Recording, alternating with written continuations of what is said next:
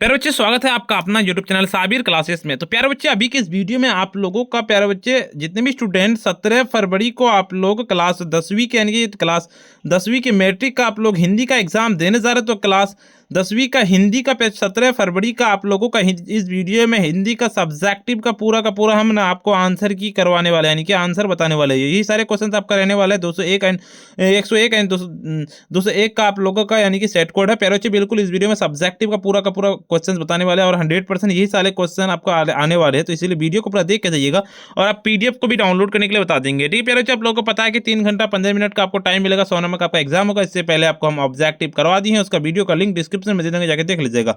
और अभी तक वीडियो को अगर आप लाइक नहीं किए ना, वीडियो को लाइक कर दीजिएगा, साथ में चैनल को सब्सक्राइब जरूर से कर लीजिएगा, इस वीडियो को शेयर जरूर से कर दीजिएगा ताकि सभी स्टूडेंट देख सके। तो देखिए, ये सारे ऑब्जेक्टिव है, ऑब्जेक्टिव हम ऑलरेडी करवा दिए। इस वीडियो में सब्जेक्टिव करवाएंगे। सब्जेक्टिव क्वेश्चन का पूरा हम आंसर लेके आए हैं ताकि आप सब्जेक्टिव भी देख ले और पूरा याद कर लीजिए। ये सारे क्वेश्चन रहने वाले। देखिए, पहला जो आप लोगों का यानी कि गैर वस्तुनिष्ठ प्रश्न खंड ब में रहेगा। निम्नलिखित गद्यांशों को पढ़कर के नीचे दिए गए प्रश्नों का उत्तर दें। बिल्कुल, यानी कि 10 नंबर का रहेगा। देखिए, ये वाला गद्यांश है आप लोगों का, यहाँ से लेकर के यहाँ तक गद्यांश है। ठीक है, तो देखिए गद्यांश आप पढ़ सकते हैं, हम इसका क्वेश्चन डायरेक्ट पढ़ेंगे, इसका हम आंसर निकाल के लेके आए। ठीक है प्यारे बच्चे, देखिए आदर्श व्यक्ति किस में अपनी सफलता समझता है। आदर्श व्यक्ति कर्मशीलता में ही अपने जीवन का सफलता समझता है। आदर्श व्यक्ति का शेष समय किस कार्य में व्यतीत होता है। तो आदर्श व्यक्ति का शेष समय जन सेवा के कार्य में व्यतीत होता है। आदर्श व्यक्ति आराम से बैठना किसके सामान समझता है। आदर्श व्यक्ति आराम से बैठना मृत्यु के सामान समझता है। बिल्कुल इसका देखिए, संतोष किसका धन है। आदर्श व्यक्ति का धन संतोष है। देखिए, कौन परिस्थितियों का दास नहीं है। तो आदर्श व्यक्ति परिस्थितियों का दास नहीं है। बिल्कुल सही हो जाएगा। देखिए, आपका एक का क और ख रहेगा, एक का ही जवाब देना। जैसे जैसे क में जितने भी क्वेश्चन सारे का 2 नंबर, देखिए 2 में भी आपको गद्यांश रहेगा 10 नंबर का। जैसे हम क का ये वाला का पूरा गद्यांश है, हम क का गद्यांश को पढ़ लीजिएगा आप। गद्यांश को देखिए, हम क का आंसर देंगे तो ख का नहीं देना है। देखिए आपको 2 का क यानी कि अच्छे बुरे का निर्माण कौन करता है, ये क्वेश्चन है। तो अच्छे बुरे का निर्माण व्यक्ति स्वयं करता है। अब यजुर्वेद एक मंत्र में क्या प्रार्थना की गई है। है प्रभु हमें बराबर कल्याण को प्राप्त कराइए। और किसके हर मनुष्य को अपना प्रतिबिंब दिखाई देता है। कहता आचरण रूपी दर्पण में मनुष्य को अपना प्रतिबिंब दिखाई देता है। बिल्कुल इसका हो जाएगा। सच्चे अर्थ में कल्याण का क्या अर्थ है। कहता है परमाणिक सत्य की सिद्ध ही सच्चे अर्थ में कल्याण है। मनुष्य के विचारों की सबसे अच्छी व्याख्या क्या है। मनुष्य की कर्म ही उसके विचारों की सबसे अच्छी व्याख्या है। बिल्कुल इसका हो जाएगा। निम्नलिखित में से किसी एक विषय पर दिए गए संकेत बिंदु के आधार पर लगभग 250 से 300 शब्दों में निबंध लिखे। जिसे आप परोपकार पे लिख सकते हैं। परोपकार पे लिखिएगा। ये सारे क्वेश्चन है। भूमिका महत्व लिखना है। जैसे अगर लिखेंगे हम ख में से पुस्तकालय, तो भूमिका महत्व उपयोगिता हानि निष्कर्ष। व्यायाम पे जैसे अगर आपको लिखना भूमिका लाभ हानि, ये सारे है। शिक्षक दिवस पे अगर लिखना है भूमिका महत्व उपयोगिता, ये सारे है। उपसंहार है सारे पे। और मेरे प्रिय खेल पे जैसे अगर आपको लिखना है भूमिका लिखना है, खेल का महत्व लिखना है, लाभ लिखना है, उपसंहार लिखना है, सारे के सारे। देखिए, तो देखिए हम तीसरा का क नंबर का परोपकार। देखिए, परोपकार 2 शब्दों से मिलकर बना है। पर प्लस उपकार का अर्थ दूसरों की भलाई करना। गोस्वामी तुलसीदास ने कहा है कि परहित कहता है सरिस धर्म नहीं, अर्थात परोपकार सबसे अच्छा धर्म। कहता है मैथिली शरण गुप्त जी भी यही कहते हैं। बिल्कुल, मनुष्य है वही जो मनुष्य के लिए मेरे, वह पशु प्रवृत्ति है आप ही चरे। परोपकार का सामाजिक भावना, इसी के सहारे हमारा सामाजिक जीवन सुखी और सुरक्षित रहता है। परोपकार की भावना से ही हम अपने मित्रों साथियों परिचित और अपरिचितों की है। बिल्कुल, यानी कि निष्काम सहायता करते हैं। प्रकृति हमें परोपकार की शिक्षा देती है। सूर्य हमें प्रकाश देता है और चंद्रमा अपनी चांदनी के छिटकाकर शीतलता प्रदान करता है। वही निरंतर गति बहुत बहती हुई हमें जीवन देती है तथा उष्मा का जल धरती को हरा भरा बनाकर हमारी खेती को लहलाता देता है। और प्राकृतिक परोपकार शिक्षा ग्रहण करके सभी परोपकार की भावना को अपनाना चाहिए। बिल्कुल इसका हो जाएगा।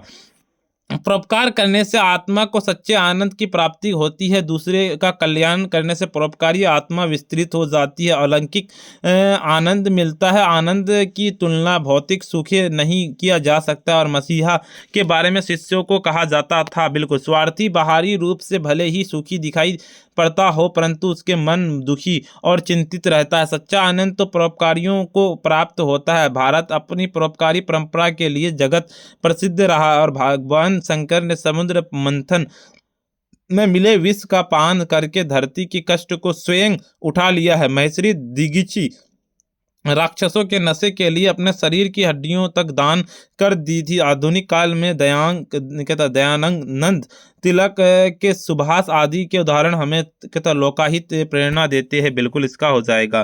देखिए, परोपकार मनुष्य जीवन के सार्थक बनाती है। तो आज तक जितने भी मनुष्य महापुरुष कहलाने योग्य हुए हैं, उसके चित्र अपने घरों को लगाते उसकी हमें पूजा करते हैं। जब परोपकारी थे, उनकी इसी परोपकार भावना उन्हें ऊंचा बनाया, महान बनाया। बिल्कुल। देखिए, आपका अपने प्रधानाध्यापक के पास एक आवेदन पत्र लिखे जिसमें प्रेमचंद लिखित पुस्तक मंगवाने का अनुरोध किया गया हो, अथवा में जनसंख्या विस्फोट का परिणाम दो छात्रों के बीच संवाद लिखे।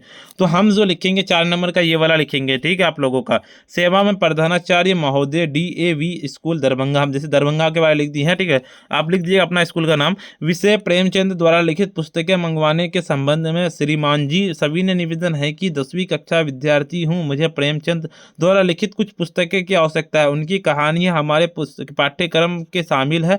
हमारी अर्थात स्थिति इतनी अच्छी नहीं है कि हम ये पुस्तक खरीद के पढ़ सके। आता है, मैं आपसे प्रार्थना करता हूँ कि आप मेरे आर्थिक स्थितियों को देखते हुए प्रेमचंद लिखित पुस्तकालय मंगवाने कृपा करें और मुझ जैसे गरीब छात्र उनकी पुस्तकों का अध्ययन करके लाभ उठा सके। बिल्कुल आपका आज्ञाकारी हो जाएगा। धन्यवाद। आपको लिख देना, अपना तारीख लिख देना, ठीक है आप लोगों का। देखिए, इनमें से किन्हीं 5 प्रश्नों के उत्तर देना लगभग 20 से 30 शब्दों में। जैसे जाति प्रथा भारत बेरोजगारी का एक प्रमुख और प्रत्यक्ष कारण कैसे बनी?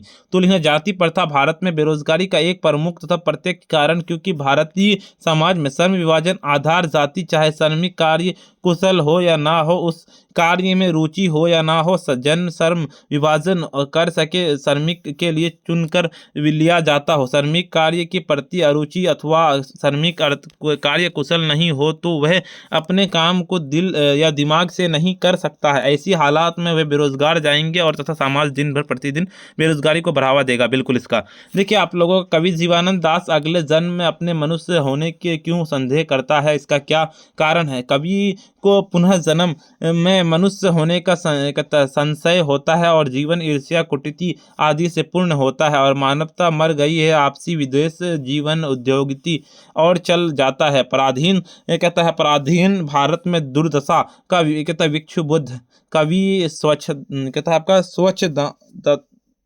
दंतावाद के स्थान देता है। अतः ये कहता है परीक्षिकुल का उत्तम माना जाता है। बेटे आंसू कब आते हैं और क्यों आते हैं? अक्षर ज्ञान शीर्षक कविता का अक्षर पर दे। देखिए, अक्षर ज्ञान कविता अक्षर पर बेटे का आंसू तब आता है जब वह अपनी पढ़ाई में कठिनाइयों का सामना करता है। कविता वर्णित है कि बच्चे को अच्छे अक्षर ज्ञान के लिए कठिन संघर्ष करना पड़ता है। जब वह इसे नहीं समझ पाता है तो यह बात समझ नहीं आती है तो वह निराश हो जाता है और निराश तनाव के कारण उसे आंसू आते हैं और बेटे आंसू की मानसिक स्थितियों का परेशानियों का आपका प्रतीक होते हैं, जो किसी कठिन कार्य के समझने का सीखने में आ सकती रुकावटों को देखते हैं। भारत माता शीर्षक कविता के भारतवासियों का कैसा चित्र खींचा है? तो सीधे की कविता में भारतवासियों विक्षुब्धता, उदासी, दीनता और स्वजीवतम चित्रण किया गया है। सोने की चिड़िया कहलाने वाली भारत माता का संतान अर्धनग्न और भूखी समतावादियों के द्वारा शोषित शिक्षा, निर्धनता आदि के लिए किस तरह जीवन ढोने के लिए भारतवासी विवश है। बिल्कुल इसका। देखिए, आपका लक्ष्मी कौन थी, इसके पति का क्या नाम था? लक्ष्मी रहते विश्वास कहानी के प्रमुख पात्र उसका पति लक्ष्मण कलकत्ता आज का कोलकाता नौकरी करता है और पति के प्राप्त राशि का उसका घर गृहस्थ नहीं चलता तो वह तहसीलदार घर के काम की किस तरह जीवन यापन कर लेती है। पूर्वजों के द्वारा थोड़ा गाया बीघा खेता और इस तरह से लक्ष्मी की खेत करवाई। वर्षा नहीं होने के अंकुर के जल गए और कहीं धान सूख गए और इस तरह सूखा। दूसरी तरफ लगातार वर्षा से लक्ष्मी का मान कांप गया और इसके सामने विवशता देखने मुख्यतः विशेषता देखने की बनती है। बिल्कुल। इसका 6वां नंबर क्वेश्चन क्या कहता है आपका कि निम्नलिखित में से किसी एक प्रश्न को उत्तर दे, जैसे लगभग 100 में शब्द में। जैसे लेखक हजारी प्रसाद द्विवेदी किस प्रसंग कहा है कि बंदरिया मनुष्य के आदर्श नहीं बन सकती है, लेखक का क्या अभिप्राय स्पष्ट करे। तो इस पे हम लिखेंगे कि लेखक का कहना है कि अपने आप को स्वयं द्वारा लगाया हुआ बंधन हमारी संस्कृति की बड़ी भारी विशेषता है। जो कुछ हमारा पुराना है, कुछ हमारा विशेष है और हमारी पहचान है। धरोहर पुराने का मोह सब समय वांछनीय नहीं होता। हमें दबाए रखने की बंदरिया मनुष्य आदर्श नहीं बन सकती है। सभी पुराने अच्छे नहीं होते और सभी नए खराब नहीं होते। भले लोग दोनों की जांच जो हितकर होती हैं उसे ग्रहण कर लेते हैं। बिल्कुल। इतना ही क्वेश्चन था प्यारे बच्चे। इससे पहले आपको हम ऑब्जेक्टिव करवा दिए, उसका वीडियो का लिंक जाके देख लीजिएगा। प्यारे बच्चे वीडियो को लाइक नहीं किया ना, वीडियो को लाइक कर दीजिए, साथ में चैनल को सब्सक्राइब कर लीजिए, इस वीडियो को शेयर कर दीजिए। अगर आप PDF एंड नोट्स खरीदना चाहते हैं तो इस नंबर पर कॉन्टैक्ट करके खरीद सकते हैं प्यारे बच्चे। मात्र 201 रुपये में आप लोग इस नंबर पर मैसेज कर सकते हो। व्हाट्सएप पर नंबर नोट कर 9905032120। ठीक है प्यारे बच्चे, आज का वीडियो इतना ही, फिर मिलते हैं हम नेक्स्ट वीडियो में।